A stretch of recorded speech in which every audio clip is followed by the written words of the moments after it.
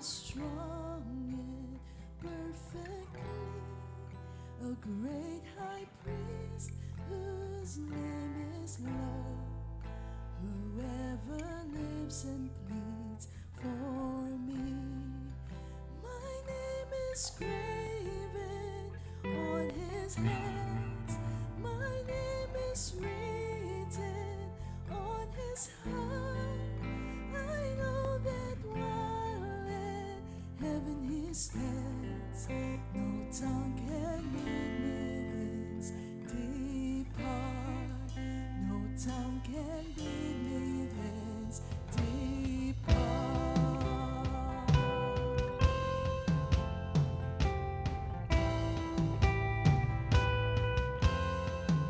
When Satan tempts me to despair and tells me of the guilt within, upward I look and see him there, who made an end to all my sin.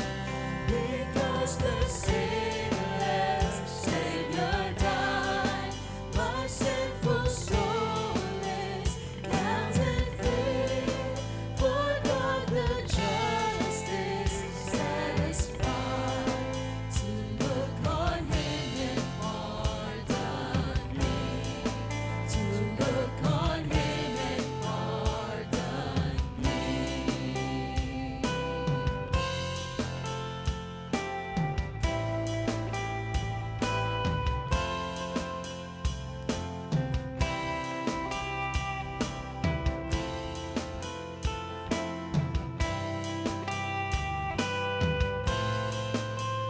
Behold him there, the risen Lamb, my perfect, spotless righteousness, the great unchangeable I am, the King of glory and of praise.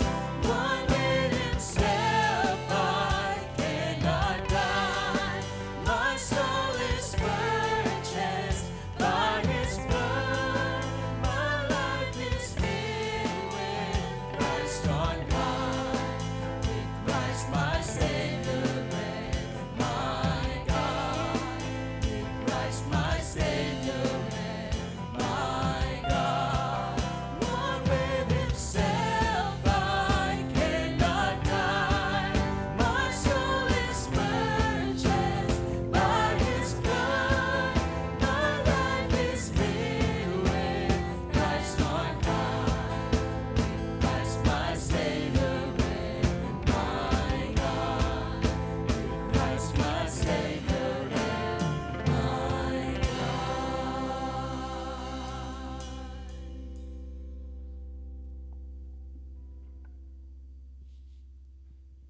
Si Yahweh tapat sa kanyang salita at maasahan ng kanyang ginawa.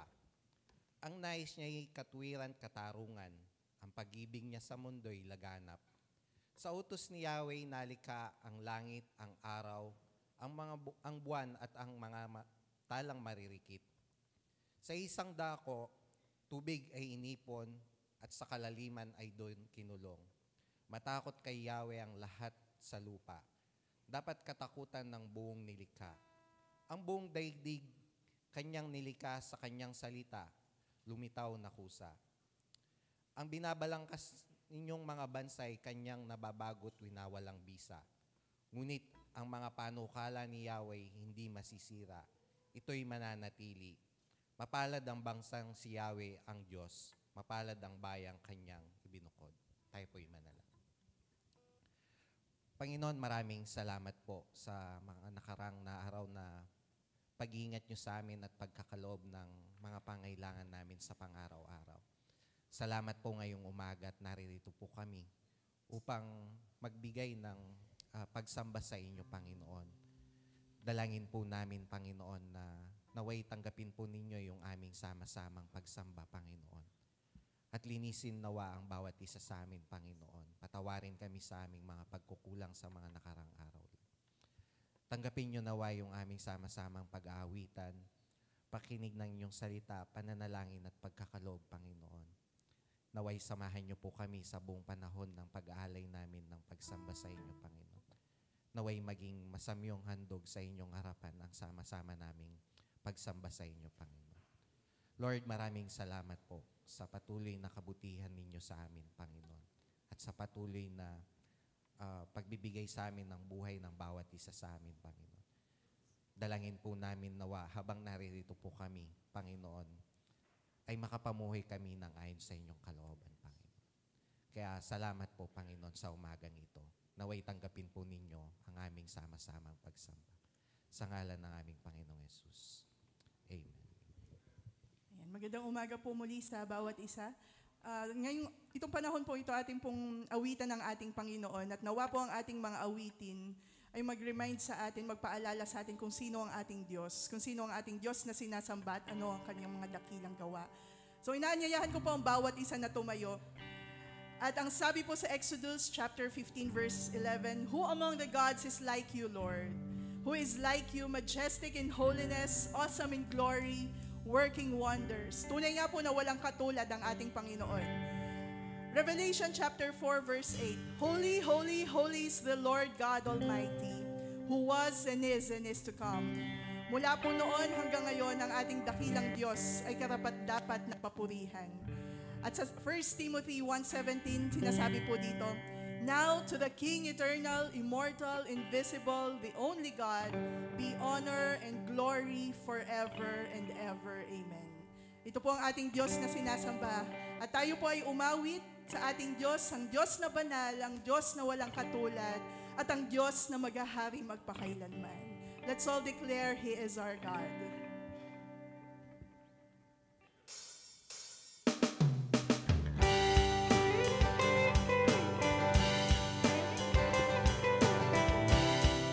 Sabay-sabay po tayo umawit sa Panginoon.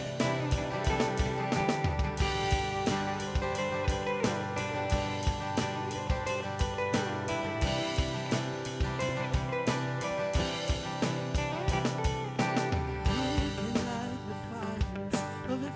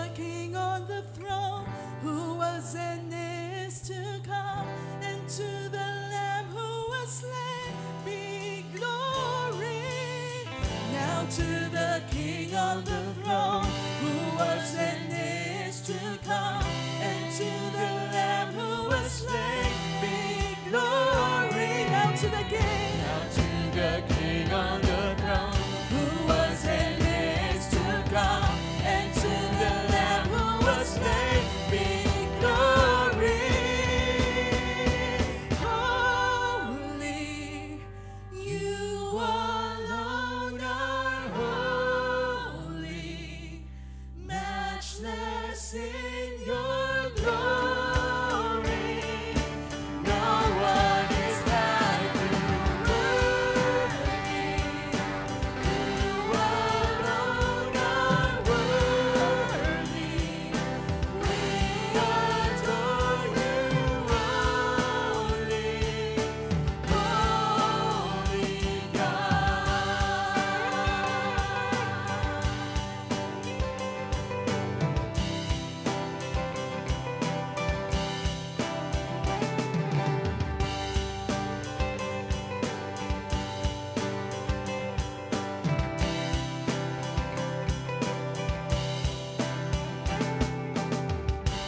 Yes, Lord, we declare that you alone are holy, matchless in glory, and you alone are worthy to be praised, Lord God.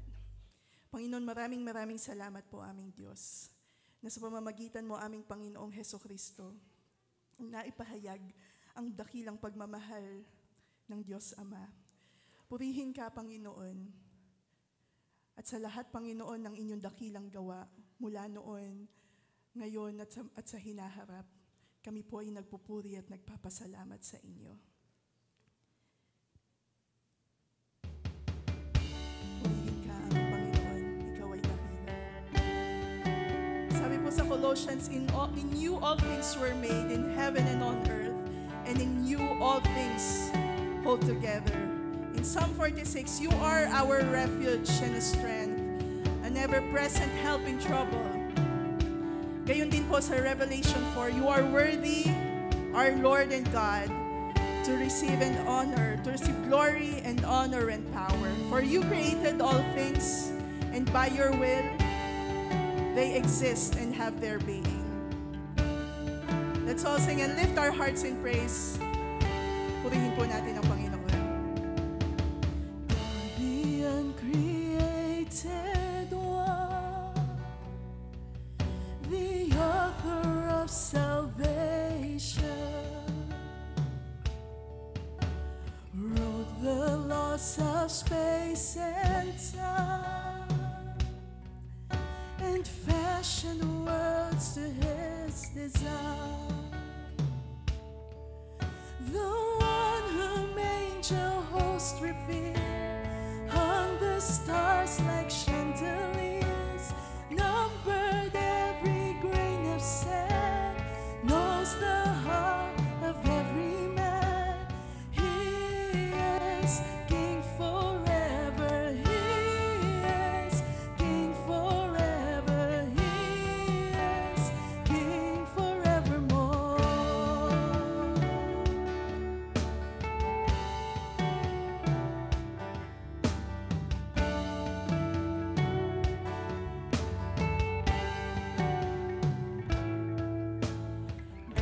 Our fortress and our strength, the rock on which we can depend, matchless in His majesty, His power and authority, unshaken by the schemes of man, never changing, great I am. Kingdoms rise and kingdoms fall, He is faithful through it all. Crown Him King forever, crown Him King forever, crown Him King forevermore.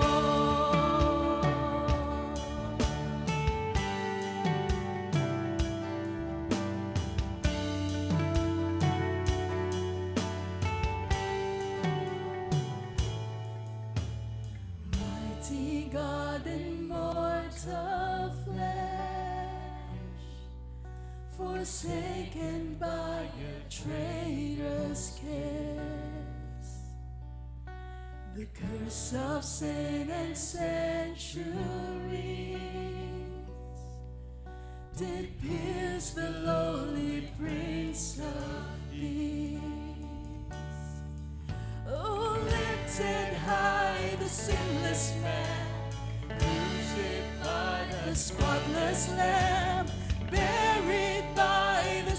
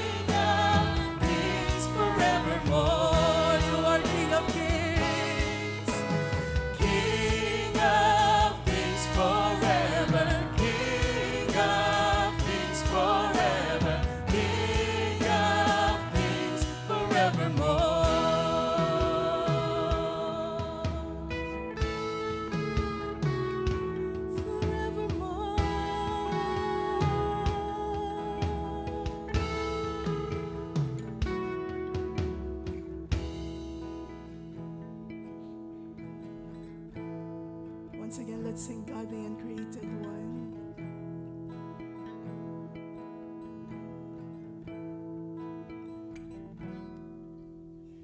God the uncreated one, the author of salvation,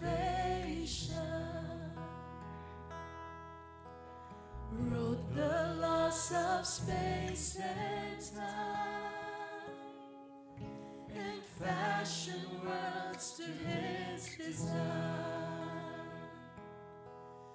The one whom angel hosts revere, hung the stars like chandeliers, numbered every grain of sand, knows the heart of every man. He is King forever. He is King forever. He is King forevermore.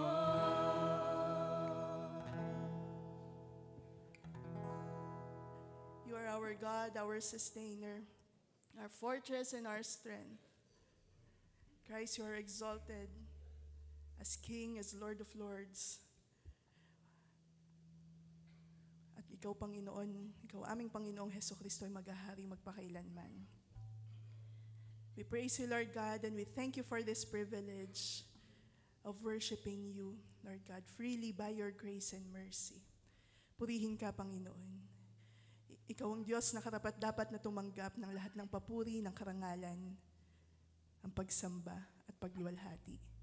Sa pangalan mo aming Panginoong Jesus, ito po ang aming dalangin. Amen. Amen. Purihin po ang Panginoon. Tayo pong lahat ay makakaupo na.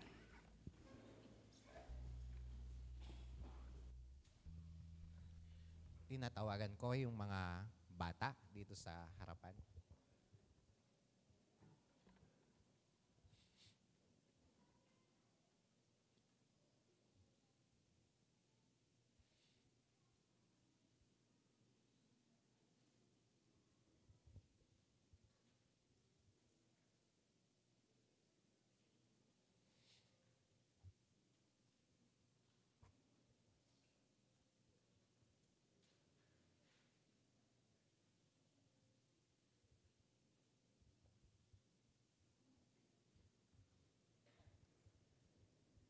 Samahan niyo po akong ipanalangin sila.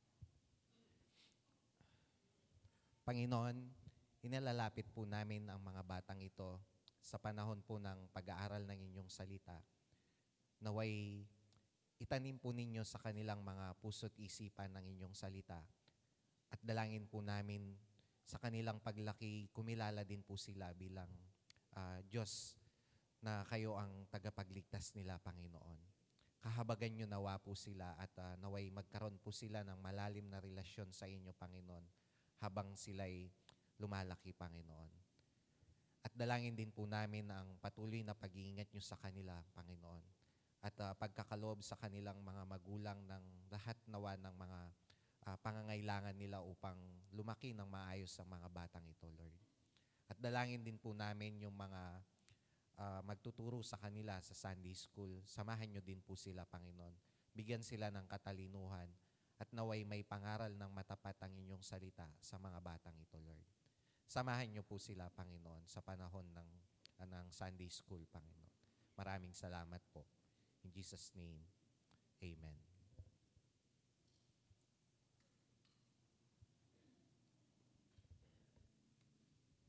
Dumako po tayo sa ating mga prayer concerns.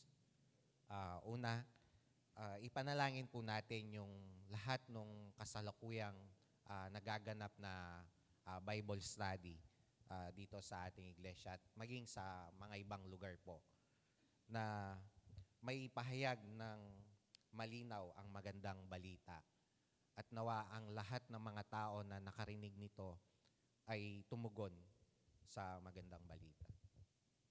Pangalawa, panalangin ho natin yung pag-iingat at kalakasang spiritual at pisikal sa mga kapatid na nagpapahayag ng mabuting balita. Pangatlo, dalangin din ho natin yung ating mga kapatid na magkaroon ng kaaliwan ah, sa ating mga kapatid na dumaranas ng mga kahirapan sa buhay at kagalingan sa mga may sakit. Pangapat po yung ating bansa. Ipanalangin natin yung ating mga leader na pagkaluban sila ng katalinuhan, kakayang mamuno dito sa ating bansa. At last, yung kaayusan ho sa lahat ng ahensya ng ating pamahalaan. At maayos yung or magkaroon ng solusyon dun sa malalang korupsyon sa ating pamahalaan. Sige po, sama-sama tayo.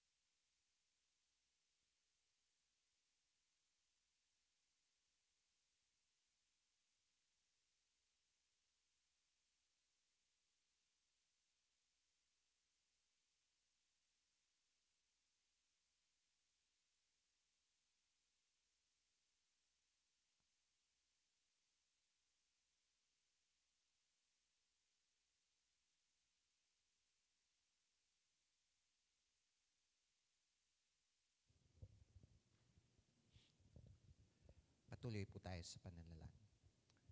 Panginoon, nilalapit po namin sa inyo ang sama-sama naming dalangin, Lord. Salamat, Panginoon, dahil meron po kaming Diyos na malalapitan. At alam po namin na tutuparin ninyo ang aming mga dalangin ng ayon sa inyong kalooban, Lord. Kaya tanggapin nyo nawa, Panginoon, yung aming sama-samang dalangin. At kayo nawa ang mag-ayos ng mga lahat ng ito, Panginoon. Pinagkakatiwala po namin sa inyo ito, Panginoon. Salamat, Lord, sa pribilehyo na kami makalapit sa inyo, Panginoon. Salamat po in Jesus' name. Amen.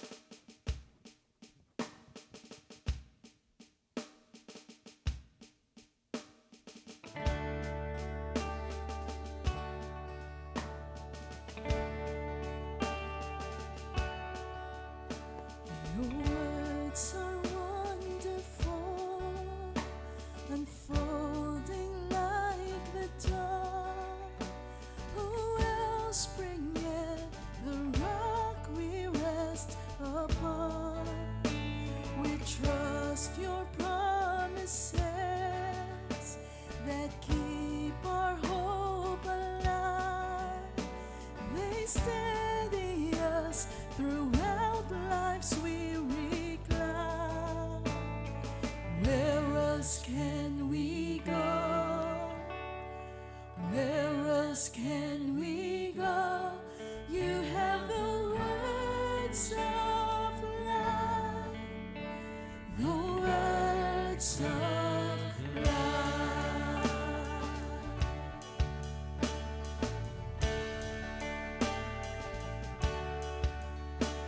Come write your holy truth upon our longing hearts and strengthen us to shine against the dark.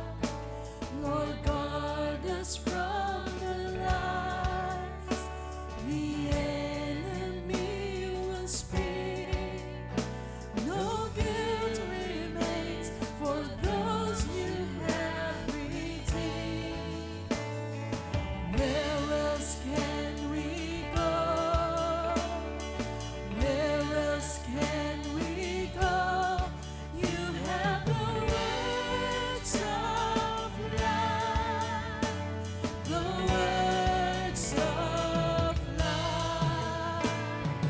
Make your glory known, make your glory known through all your words of life, your words of life.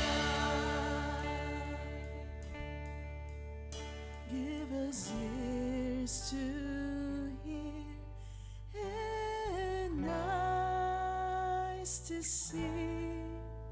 Help us in our doubt and unbelief. Give us ears to hear and eyes to see. Help us in our doubt and unbelief. Give us ears to hear and eyes to see. Help us in our doubt and unbelief. Where else can we go? Where else can we go? You have the words of life, the words of life. Make your glory known, make your glory known through all your words of life, your words of life, through all your words of life, your words of life.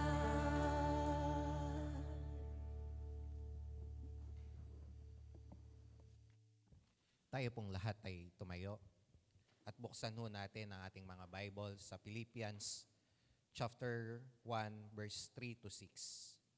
Sa aklat po ng Pilipos chapter 1 verse 3 to 6.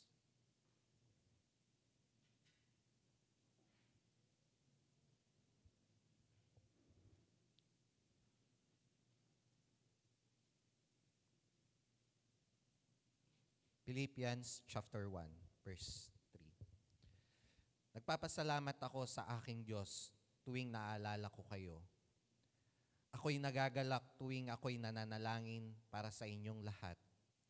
Dahil sa inyong pakikisa sa pagpapalaganap ng magandang balita tungkol kay Kristo.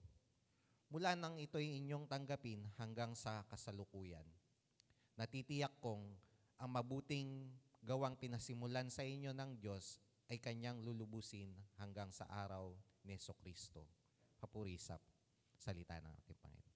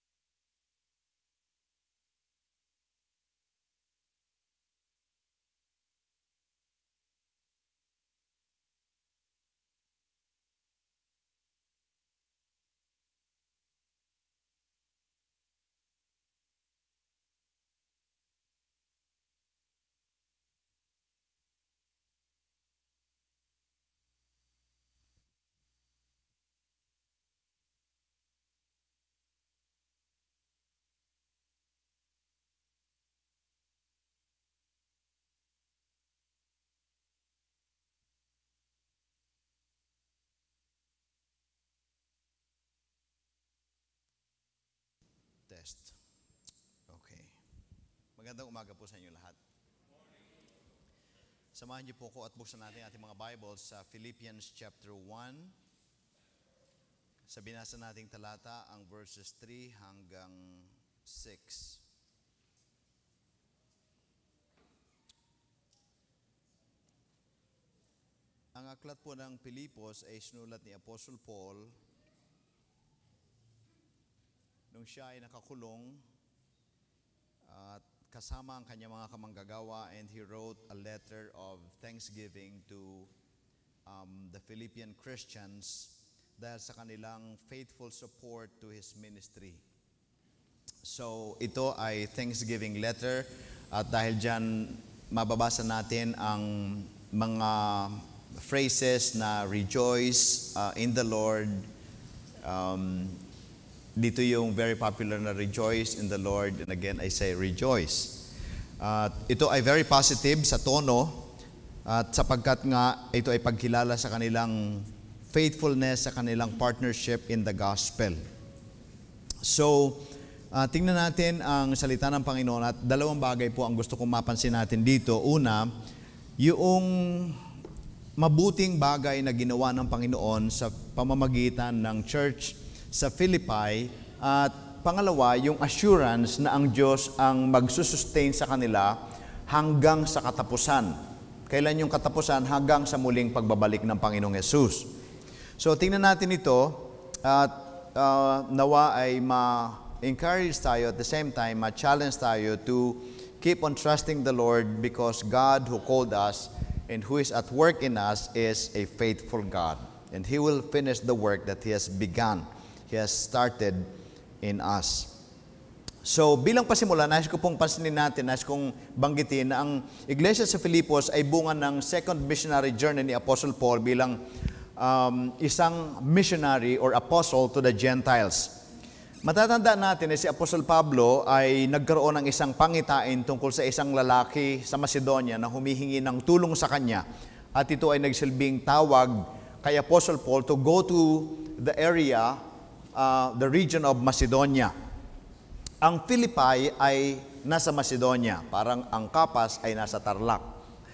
At tinawag ng Panginoon si Apostle Paul to go to Macedonia. Ito ay nangyari mga AD 52, at nung sinulat ni Apostle Paul yung Book of Philippians ay mga nasa AD 61. So masasabi natin na more or less isang dekada na ang nakalipas mula nung matatag ang iglesia sa Filipos hanggang dun sa panahon na siya ay sumulat, nung siya ay nakakulong na, naka-house arrest, at nagpapasalamat siya sa kanila. So more or less 10 years.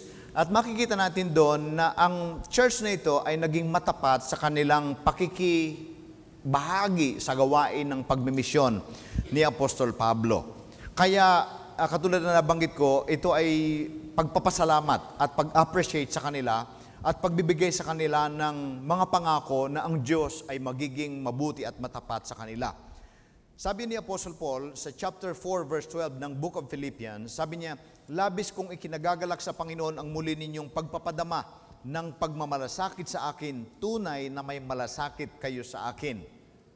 Sapagkat ang Philippian church ay nagpadala kay Apostle Paul ng mga supplies muli, ng tulong sa kanila at sa kanyang team, kaya nagpapasalamat si Apostle Pablo.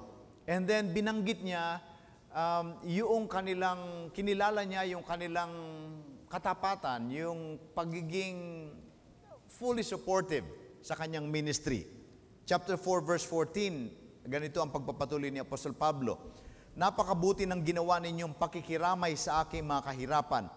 Hindi lingid sa inyo, mga taga-Filipos, na nung unang araw ng aking pangangaral ng Ebanghelyo, from the very first day na si Apostle Paul was sent out as a missionary, nang una kong pag-alis sa Macedonia, kayo lamang ang iglesyang nakahati ko sa hirap at ginhawa. So, from the very beginning, faithful partner na talaga itong Philippian church ni Apostle Paul. Kayo lamang ang iglesyang nakahati ko sa hirap at ginhawa, pagkat nung ako'y nasa Thessalonica, kayo rin ang nagpadala sa akin ng tulong tuwing ako'y mangangailangan. malinaw ho na mula nung si Apostle Paul was sent out as a missionary to the Gentiles, itong Philippian believers nagpakita na ng kanilang pakikiisa at pakikibahagi. Sila yung actually naging modelo ni Apostol Pablo. Sila ay hindi gumaya sa ibang church, kundi sila ang naging pangunahing modelo ng ibang mga churches sa pakikibahagi sa pagpapalaganap ng mabuting balita. In fact, kung maalala ninyo, merong challenge si Apostle Paul sa Corinthians. Nung sumulat siya, ginamit niya yung church na ito para himukin sila. In fact, sabihin sa kanila, nagayahin niyo sila. Ito yung church sa Macedonia. Ito yung Macedonian church. Basahin natin yung 2 Corinthians chapter 8, verse 1. At ang tinutukoy dito ni Apostle Pablo ay sila, yung Philippian believers. Ganito ang sabi ni Apostle Pablo. He was challenging the Corinthian believers. Ang sabi ni Apostle Pablo, gusto naming ibalita sa inyo ang pagpapalang iginawad ng Diyos sa mga iglesia sa Macedonia, kabilang doon ng Philippians. Dumana sila ng matinding pagsubok, ngunit sa gitna ng kapaghatian ay naghari pa rin sa kanila ang kagalakan. At sa kabila ng labis na kahirapan ay naging bukas pa rin ang kanilang palad sa pagkakaloob. Sila'y nagkusang loob na nagkaloob, hindi lamang sa abot ng kanilang makakaya, kundi higit pa. Alam ko ito sapagkat mahigpit nilang ipinakiusap sa akin na bigyan sila ng pagkakataong makabahagi sa paglilingkod na ito sa mga banal. So, you can imagine na as the Apostle Paul was challenging other churches na maging generous sa pagtulong sa kapwa mananampalataya, sapagkat bahagi ng pagmimisyon ni Apostle Pablo yung pag-raise ng funds para sa pagtulong sa ibang churches na nangangailangan. In this case, yung mga mananampalataya sa Jerusalem were having difficulty. So, ang ginagawa ni Apostle Paul, he was raising fund para tulungan ang mga mananampalataya doon. So, as he was challenging the believers in Corinthians, in Corinth, itong ginagamit niyang pang-challenge ay yung example ng believers dito sa Philippi. So, you can imagine na parang sila ang modelo in terms of partnership in the gospel, in terms of generosity, in terms of helping other believers. Sila yung ang nagiging challenge ni Apostle Paul. So, in other words, kung merong mang model ng church sa pagmimisyon at sa pagkakaloob at sa pagtutulong sa mga kapatid, ito yon. Ito yung Philippian church. Hindi lamang financial ang kanilang itinulong, kundi nagpadala din sila ng manggagawa. Narinig na natin yung pangalang Epaphroditus. Si Epaphroditus ay pinadala galing sa church sa Philippi at ipinadala sila sa team ni Apostle Paul at kinakailangan niyang bumiyahe from Philippi to Rome where the Apostle Paul was. Kinakailangan mag-travel ng more or less 700 miles. Yan ay kasing layo, mga 1,100 something. Parang mula Manila, pumunta ka ng Tuguegarao, bumalik ka, ganun kahaba. Kung nakamotor siya, si Epaphroditus, kaya niya ng tuloy-tuloy. Kaso walang motor nun Kaya ng mga 24 hours. Alam ko yan dahil ginawa ko niyan ng isang ikot. Mga 24, less than 24 hours. Pero during that time, hindi natin alam kung probably 1 month, more or less, ang inabot ni Epaphroditus para lamang pumunta kay Apostle Paul at samahan siya, damayan siya, tulungan siya, i-encourage siya. Kaya tuwan-tuwa si Apostle Paul. Ang problema, nagkasakit siya. Nahalos ikamatay niya. So,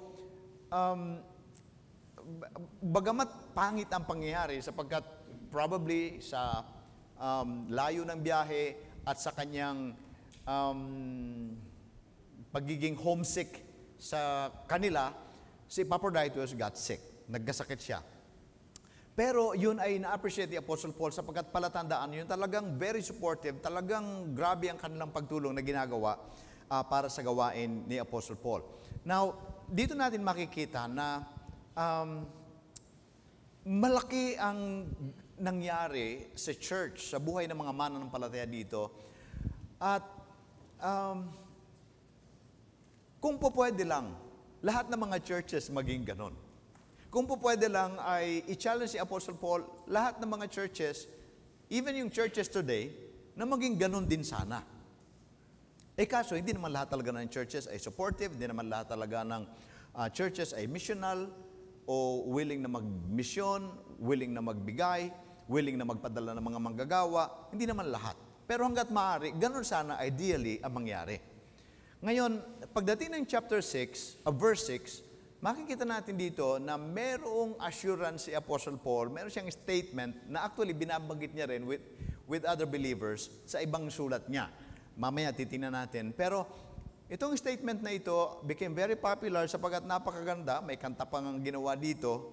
Ang sabi ng verse 6, na siya, ang sabi diyan, tinitiyak ko sa inyo na ang mabubuting gawang pinasimulan sa inyo ng Diyos, kung ano man na nangyari sa inyo ngayon, kung sino man kayo ngayon, kung gaano man kaganda ang inyong ginagawa sa pakikibagi sa pagmimission sa gawain ng Panginoon, kung ano man kayo, natitiyak natin na yung mabuting pinasimulan sa inyo ng Diyos ay Kanyang lulubusin hanggang sa araw ng pagbabalik ni Jesucristo. So that's the assurance na itong mabuting bagay na nangyayari sa inyo ngayon ay matapat ang Diyos, tatapusin niya yan sa inyo. Habang minemeditate ko, iniisip ko, ano na ba yung mga nangyari sa buhay ko na nakita kong binago ako ng Diyos at nag-iba ang aking pananaw, nagbago ang aking pag-uugali, nagbago ang aking interest, ang aking priorities, parang malayo-layo na din. Kumpara nung hindi ako mananampalataya.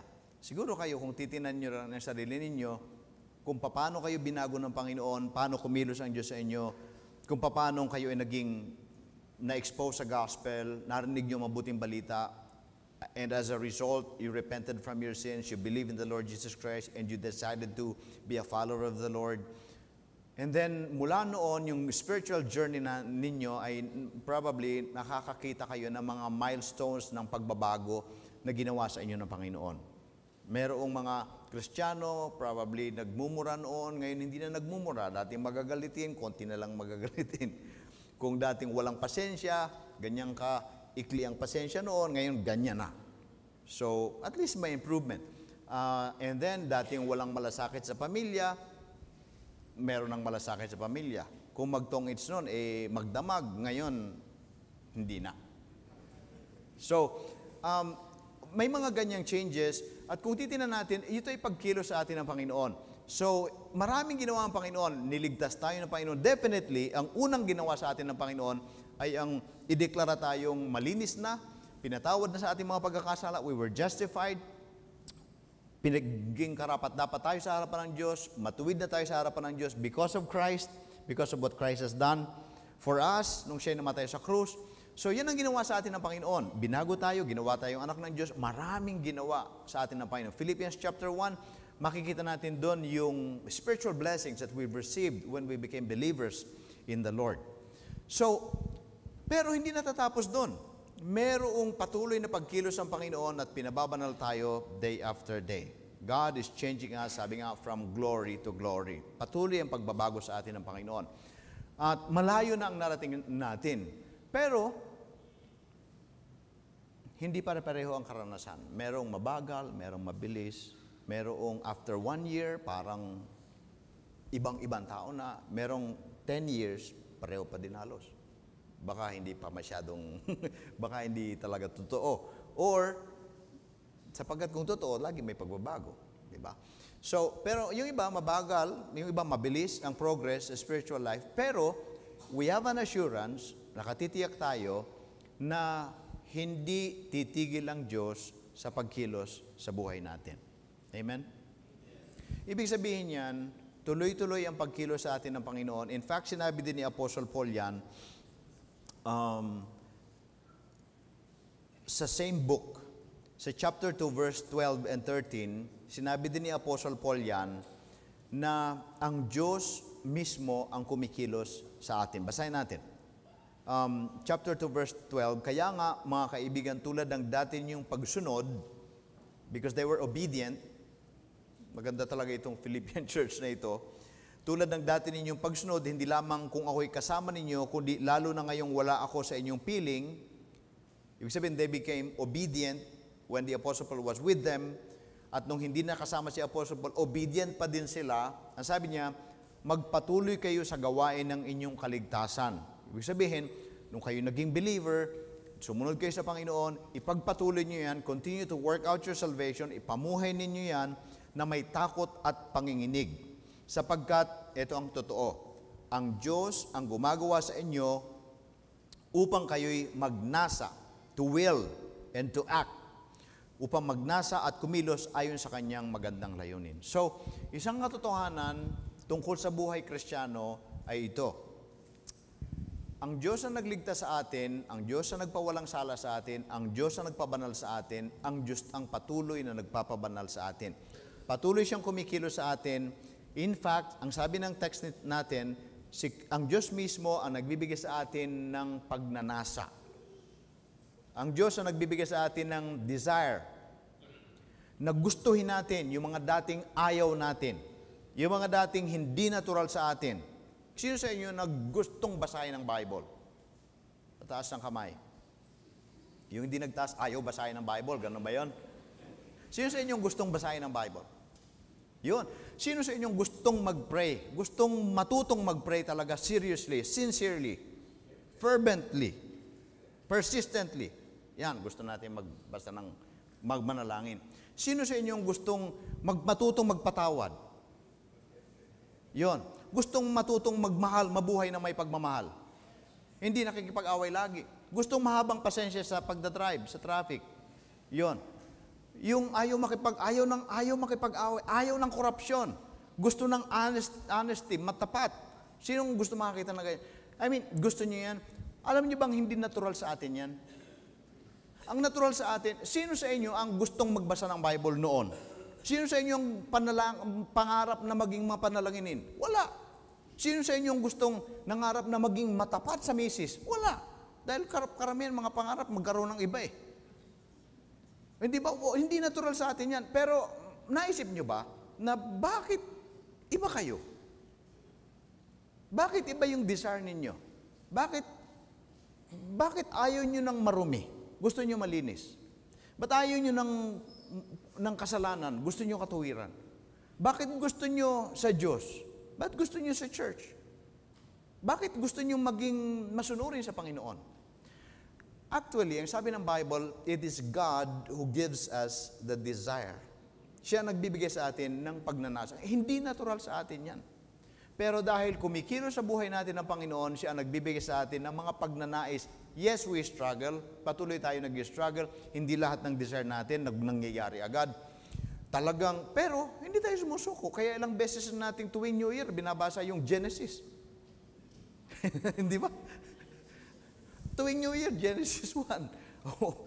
Bakit? Hindi tayo sumusuko. Kahit hindi tayo nagsasucceed all the time, we keep on pushing. Talagang tuloy-tuloy ang pagnanais natin. Bakit? We desire to obey the Lord. We desire to know the Lord. We desire to know His will.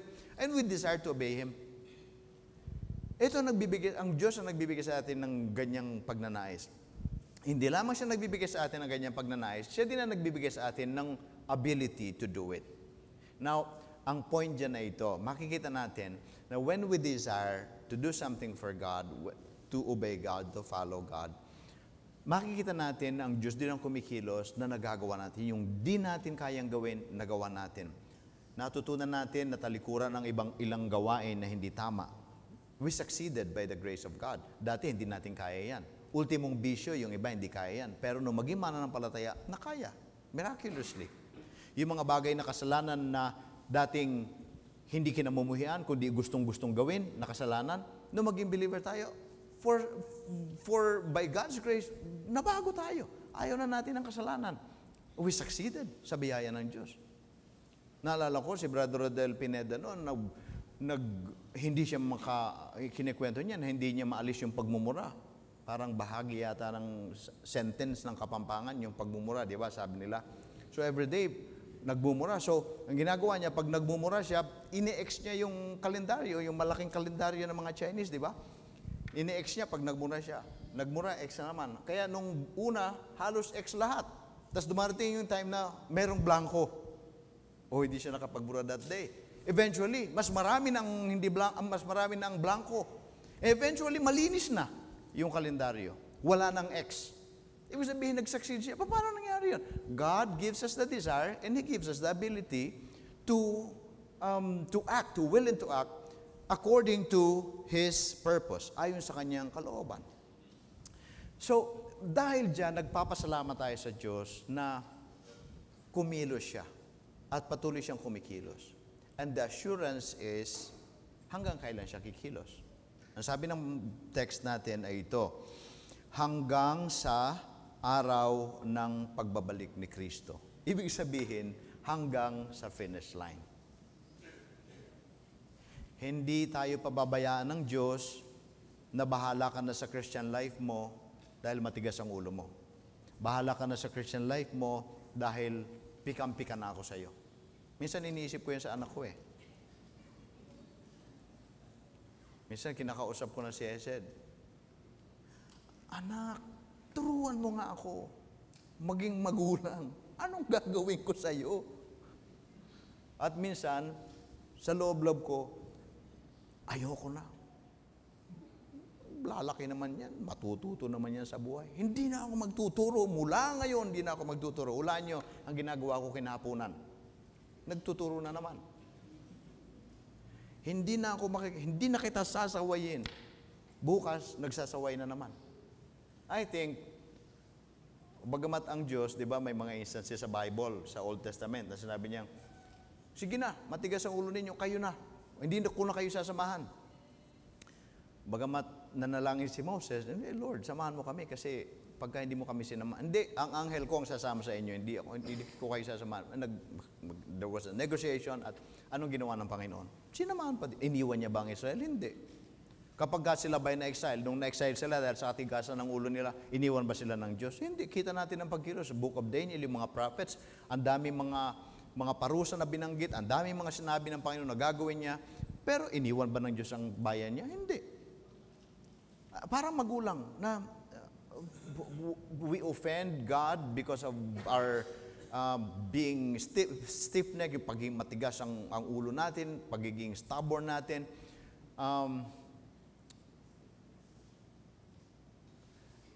Sumusuway tayo sa Panginoon, pero can you imagine God saying, okay, ayoko na sa'yo. Bahala ka na sa buhay mo. We cannot imagine that. Dahil alam natin, ng Panginoon would never leave us nor forsake us. Ibang context noon, but I think that the truth remains. Na hindi niya tayo iwan, hindi niya tayo, in fact, ang sabi ng text natin, matapat ang Diyos, tatapusin niya. Amen? Tatapusin niya. Ibig sabihin, talagang hindi katulad natin, na pag sinimula natin, hindi natin minsan tinatapos. Pero ang Panginoon, yung mabuting bagay na simula sa atin, tatapusin niya. Tatapusin niya. Hanggang sa dumating ang Panginoon. So, kung kayo ay seryoso sa pagiging mananampalataya, and you struggle, you keep on struggling against sin, against temptations, huwag tayong sumuko sapagkat hindi sumusuko at di titigil ang Diyos. The process of sanctification continues. Patuloy at patuloy na pinababanal tayo ng Diyos. At ang sabi ng salita ng Panginoon, Ephesians, ang Diyos ang nagbigay sa atin ng banal na Espiritu, and that serves as a seal, tatak, na guaranteeing our salvation, na talagang tiyak na tayo ililigtas ng Panginoon. Tatapusin niya ang kanyang sinimulan sa atin. Guaranteed yan by the Holy Spirit. So, merong mga ibang passages na si Apostle Paul din nagsabi ng halos similar. Ito yung You heard it many times. And I heard it many times. I read it many times. Pero patuloy nagsisilbing encouragement sa akin itong bagay na ito, itong mga verses na ito. 1 Thessalonians 5:23. Naway ang Diyos mismo, ang Diyos ng kapayapaan, ang bumanal o magpabanal sa inyo ng lubusan. Ang panalangin ni Apostle Paul para sa mga taga-Thessalonica, sana ang Diyos mismo ang magpabanal sa inyo ng lubusan. Naway manatiling walang kapintasan ang buo ninyong pagkatao. Espiritu, kaluluwa at katawan sa pagdating ng Panginoong Jesucristo. So ang panalangin, sana ang Diyos mismo magpabanal sa inyo at panatilihin kayong malinis, walang batik, walang kapintasan. Banal ang buong katawan, espiritu, kaluluwa at katawan. Pagdating ng Panginoon.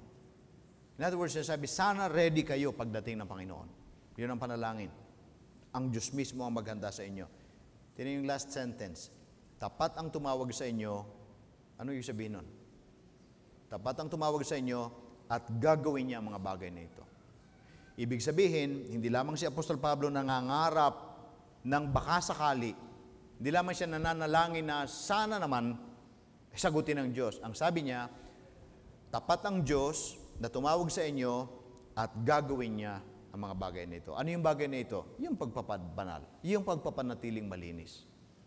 Ibig sabihin yan, ang Diyos mismo ang maghahanda sa atin so that when the Lord Jesus Christ comes back, we will be ready to face Him.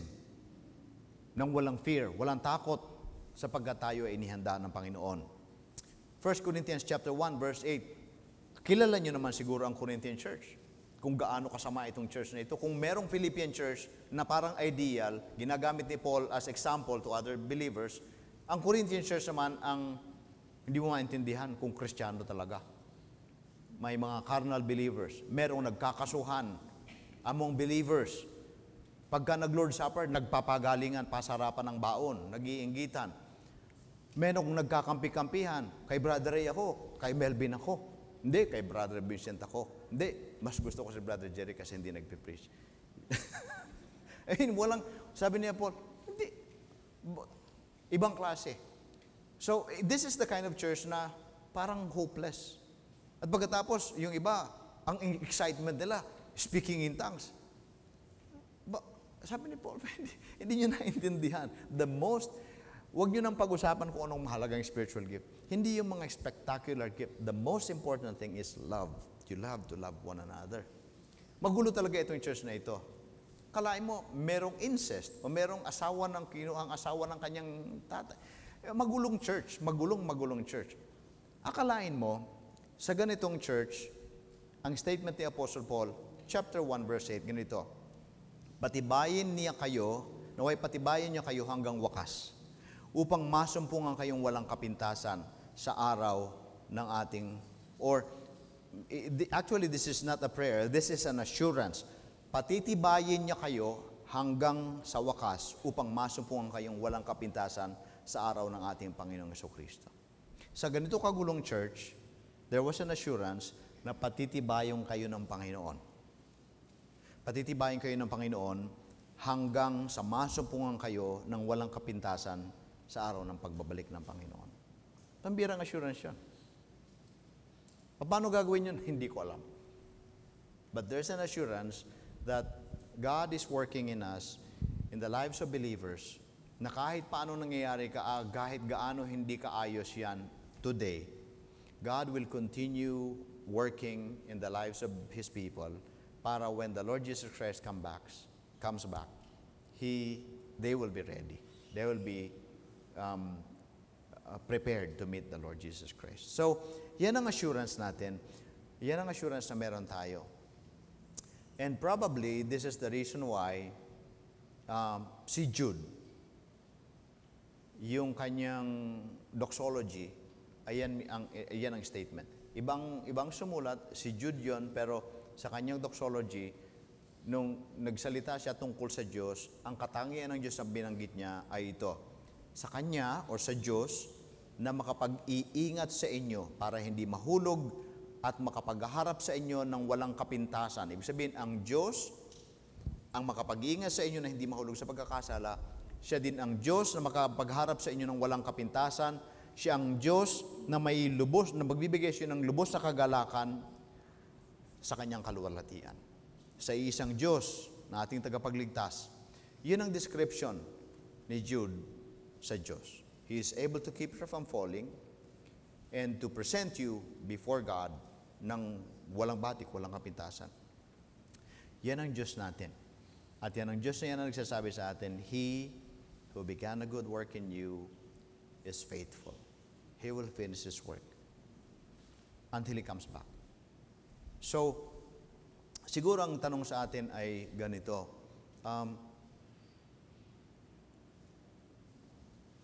Bakit mayroong mga believers or bakit may mga kasama tayo o bakit may kakilala tayo, ba't may nabalitaan tayo na pinalalagay natin mananampalataya pero tumalikod sa Panginoon? Ang typical answer natin dyan ay ito. Dahil totoo ang salita ng Panginoon that He will keep His people until He comes back, there are two possibilities. Number one, probably from the very beginning, they were not believers talaga. Kaya yan ang dahilan kung bakit hindi naman sila nag-stay. Or, they're probably genuine believers and one day, they'll come back to the Lord. Babalik sila sa Panginoon and they will be saved. Since hindi natin alam talaga ang puso ng tao, ang alam lang natin ay ito. Bilang believers with this assurance that God will continue to work in our lives, ang challenge sa atin is to remain faithful to Him. Kung ganyan ang Diyos mo na hindi ka susukuan, kung ganyan ang Diyos mo na hindi ka pababayaan, kung ganyan ang Diyos natin at tagapagligtas natin na patuloy na kumikilos sa buhay natin at hindi tayo tinatantanan at hindi tayo bibitawan kailanman hanggang sa bumalik si Kristo, bakit naman pababayaan natin ang pagiging tunay nating mananampalataya? In other words, the challenge is for us to remain faithful, continue serving Him, and let us continue the work that we have observed, we have seen na nangyari sa buhay natin. Do you have the desire to follow the Lord now? Serve Him. Follow Him. May desire ka ba na gamitin ang talent mo to serve Him? Ibigay mo. Paglingkod sa Panginoon. May desire ka ba to support the preaching of the gospel? Mag-support ka. Do you have the desire to actually go and preach the gospel kung saan merong mga wala pang mananampalataya? Then go. Maglingkod sa Panginoon. Whatever it is that God has started in you, sundin natin ang kalooban ng Panginoon. Have we been part of the church? Remain faithful in the church. Have we been part of the ministry? Ay maglingkod sa Panginoon ng gusto. Ibig sabihin, anuman ang sinimulan natin na nakita natin sa buhay, sinimulan ng Diyos sa buhay natin, let's follow that. Continue serving the Lord. Let's not give up. Nag-i-echo pa rin yung statement ni Apostle Paul. Wag tayong manghinawa sa paggawa ng mabuti. Sapagkat at the proper time, we will reap a harvest. Sinabi ni Apostle Paul din, let nothing move you. Always give yourselves fully to the work of the Lord. Ibigay ninyo ng todo ang buhay ninyo, sarili ninyo sa gawain para sa Panginoon. Dahil alam nyo, hindi sayang ang inyong paglilingkod. In other words, we have already experienced the goodness of the Lord, the grace of God. We already have experienced His work in us. He saved us. Andito na tayo. And we have an assurance that He will continue working in us and He will finish the work in us.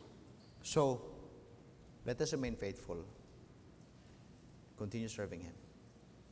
Yung Philippian believers, they were very supportive. Sa simula, nagpatuloy sila and they were assured na hindi kayo titigilan ng Panginoon.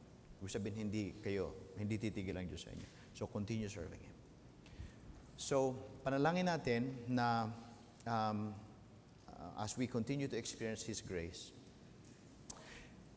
kakikitaan tayo ng katapatan at patuloy na paglago sa Panginoon. Dahil alam natin, one day, we will be ready to face the Lord when He comes back. Tayo po'y manalangin. Aming Panginoon, nais po naming hilingin ang pagkilos po, patuloy na pagkilos sa inyong banal na Espiritu sa buhay namin. Patuloy na pagpapabanal sa amin. Patuloy na paglilinis sa aming mga kasalanan. patuloy na pagiging mapagtagumpay namin laban sa mga tukso, at patuloy na paglilingkod namin sa iyo at paggawa ng mabuti, paglilingkod para sa iyo at para sa iyong iglesia.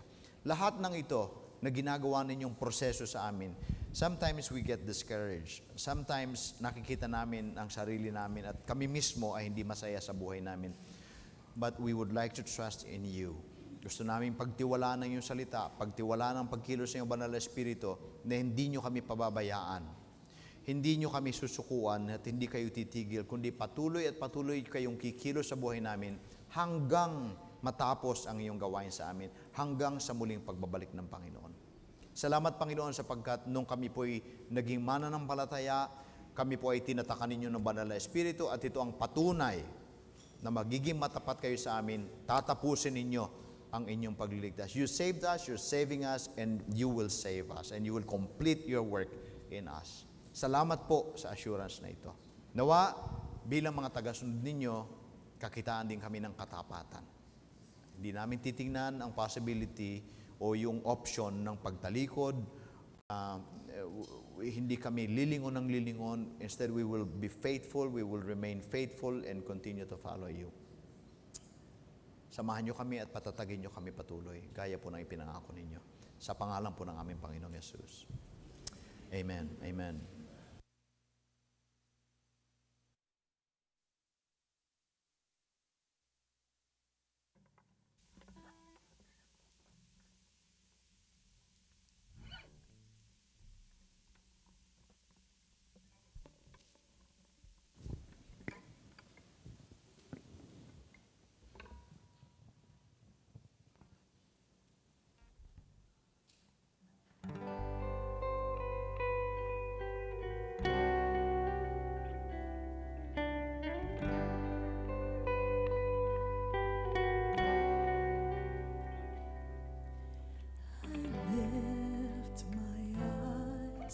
And see, I need not be afraid. All my help comes from the Lord, who the earth and sky has made. He will keep you from all behind you and before. He will sustain you through this journey from now and evermore.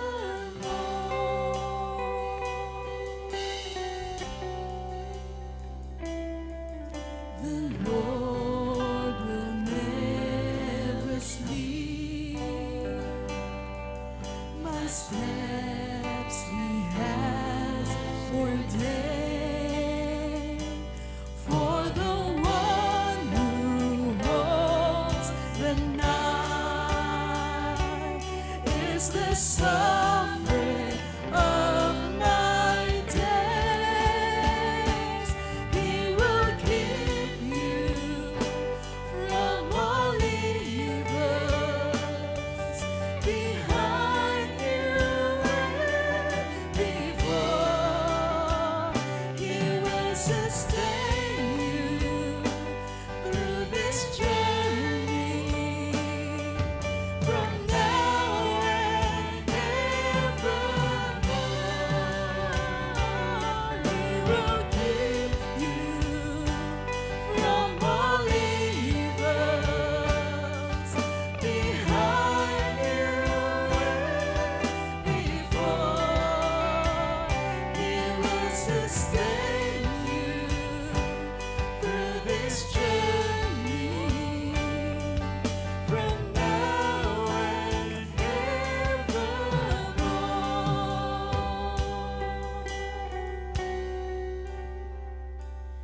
He will keep you from all evils, behind you and before. He will sustain you through this strength.